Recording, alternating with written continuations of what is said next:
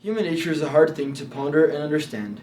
Oxford Dictionary defines it as the general psychological characteristics, feelings, and behavioral traits of humankind, regarded as shared by all humans.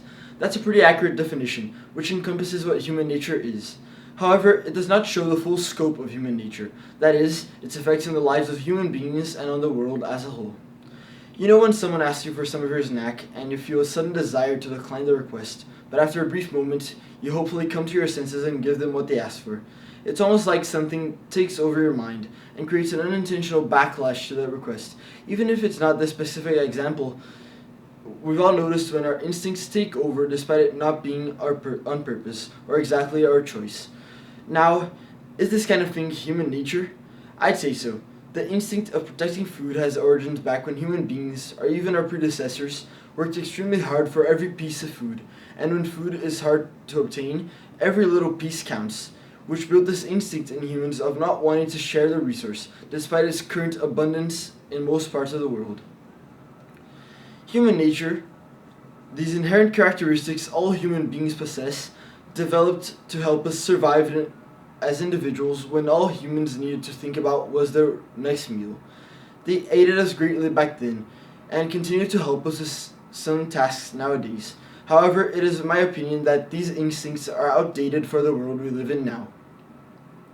Now, the world requires much more of humans, especially of those with power, than thinking of the next meal. Every action has consequences that need to be analyzed before a person acts, for fear of such consequences.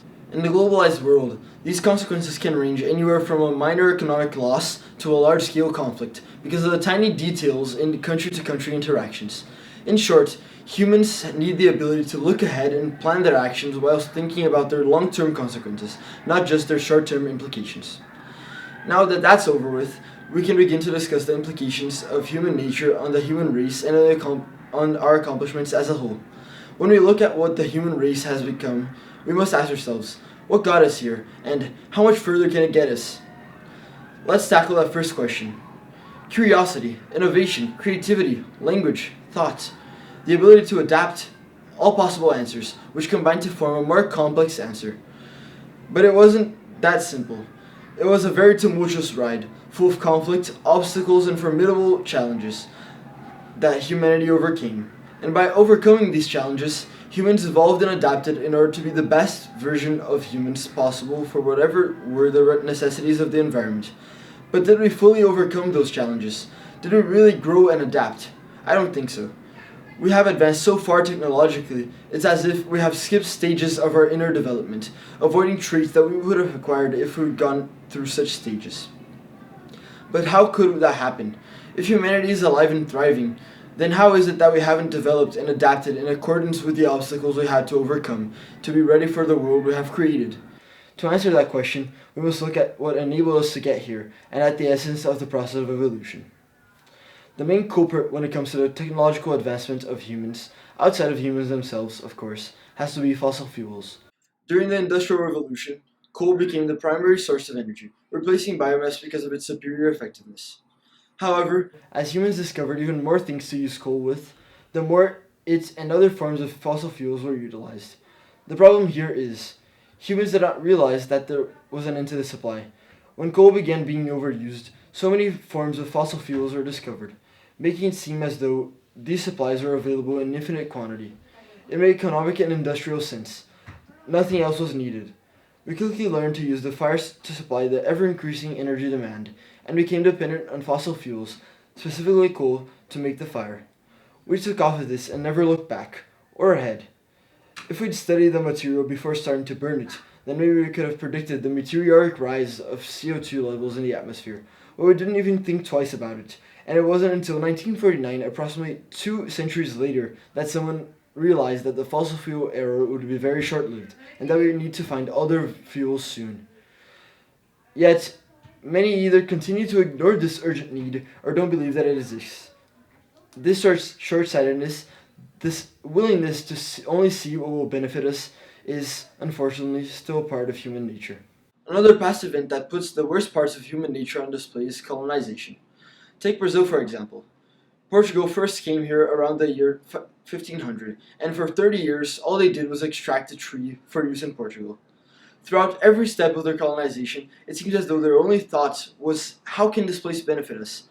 There was a point in which Portugal's criminality rate was zero because they sent everyone who could possibly commit a crime to Brazil, including prostitutes, thieves, and many others.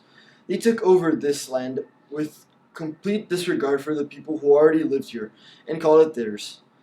And it wasn't until the royal family had to come here that they began modernizing the nation, which still had a society full of privileges for the Portuguese and completely absent of them for the average native.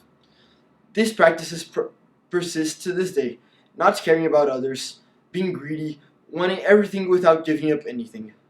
Many countries do these same things today, just in a different context.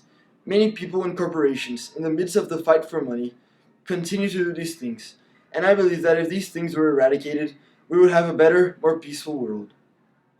This is why I say we haven't evolved.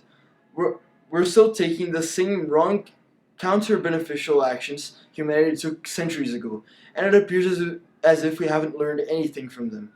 Despite the fact that we know all this information, and more, that proves that things humanity did were truly horrible. This assimilates to the process of evolution because it requires that pressure be applied for it to occur. But that pressure has yet to come. All the actions of humans have yet to rear their ugly head, and the effects of all fossil fuel use have already begun doing so. But it hasn't been ugly enough to make us notice. If we don't adapt, changing the very essence of what we are very quickly will unfortunately be the cause of our own demise. That may seem like an extremely large task, but if everyone does their part, I wholeheartedly believe we can turn this around fairly quickly.